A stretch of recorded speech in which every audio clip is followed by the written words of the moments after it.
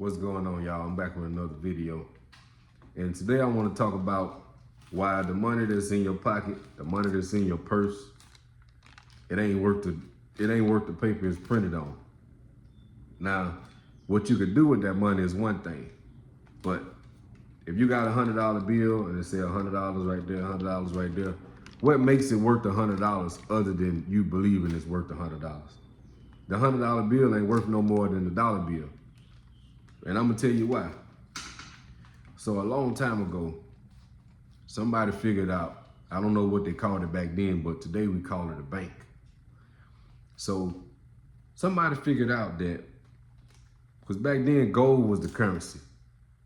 Gold was the currency. You bought, unless you bartered. By that I mean, hey, I'm gonna give you a dozen eggs for a gallon of milk, the barter system.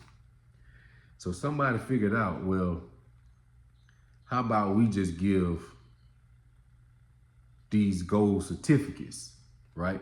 So it was probably somebody that had status, somebody that had the trust of the people in the community. Could have been a, business owner, could have been a doctor, lawyer, something like that, right? So we're gonna call him Mr. Goldman. So Mr. Goldman figured out, hey, you can bring me the gold, come deposit the gold in here where it's safe. Don't walk around with 2 ounces of gold in your pocket, right? Come and bring me your gold nugget and I'm gonna give you 2 gold certificates, right? We're gonna say this 1 ounce of gold, I'm gonna give you 2 certificates for this nugget, right? So now when you go to the store and you buy your eggs, you can say, boom, here go a half an ounce of gold certificate for these eggs, instead of you trying to get a razor and cut the gold to buy some eggs or some milk or a cow or whatever you wanted back then, right? So what started out as trying to make something convenient for people, Mr. Goldman got smart. He figured out, he said, well, everybody not gonna come get their gold all at the same time, so I don't really have to have all this gold in here, right? So now instead of you carrying around all these gold nuggets, now you got this paper that whoever you was giving to, they can go to Mr. Goldman and get the gold. You get what I'm saying? At any moment, at any point, they can come get the paper from you, take the paper to Mr. Gold, because this is it's a voucher, right? The paper is basically representing something that's physical, that's real. So if I buy these eggs from you, with this, you can take these gold certificates to Mr. Goldman and get the gold that I deposited, right? So Mr. Goldman figured out everybody not gonna come get their gold. As it started to catch on, everybody was bringing their gold, right? So he figured out, well, what if, I see this wagon over there that I want. It's 20 certificates. Why I can't just print 20 certificates and go get it myself? Cause it ain't like everybody. I got 300 ounces of gold in here.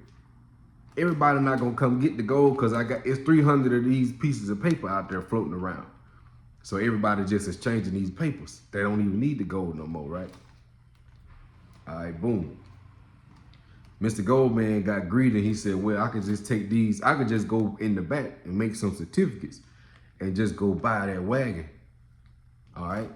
And then I could do it again. I can go to the back and print out, make some certificates and go buy this sheep or this goat or whatever. And that's what's going on today.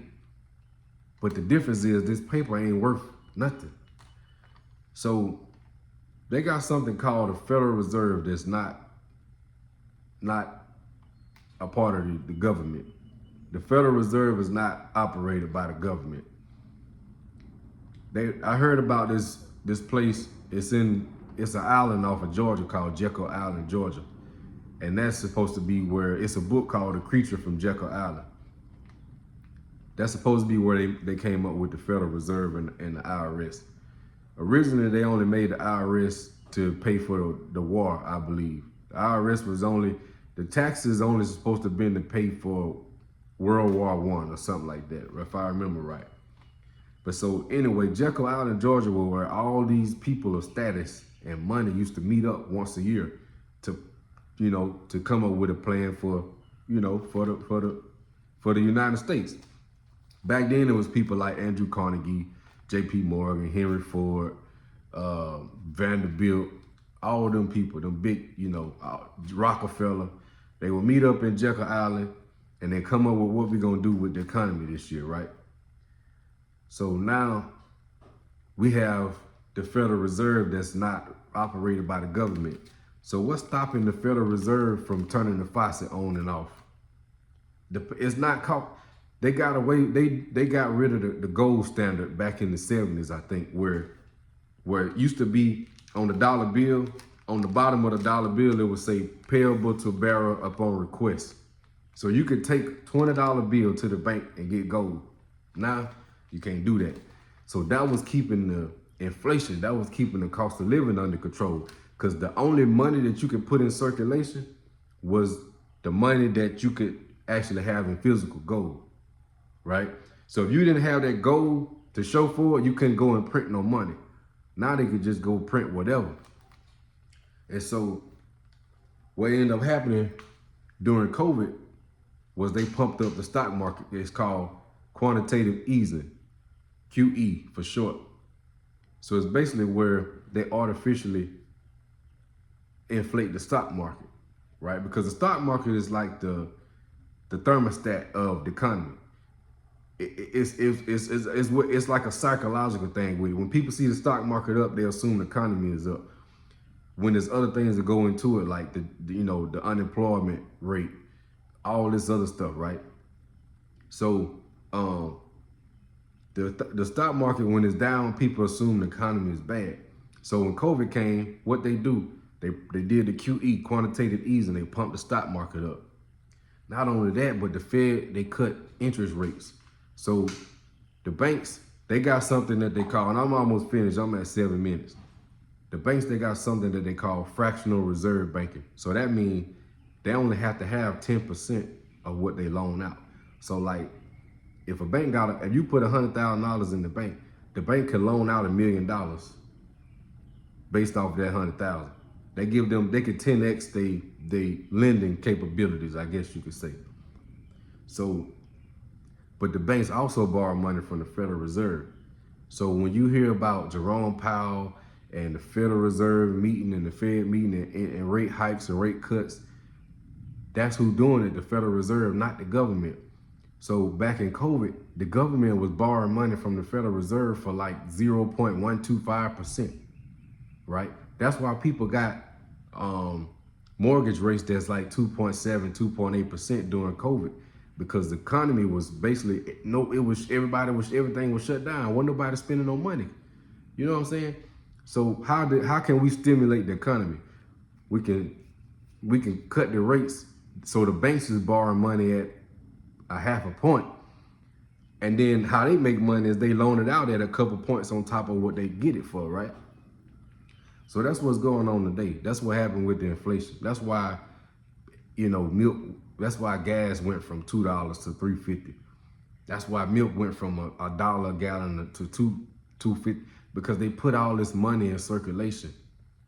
And then that caused the cost of living to go up. But every single day that goes by, the dollar in your pocket is worth less and less and less. Every day is worth less.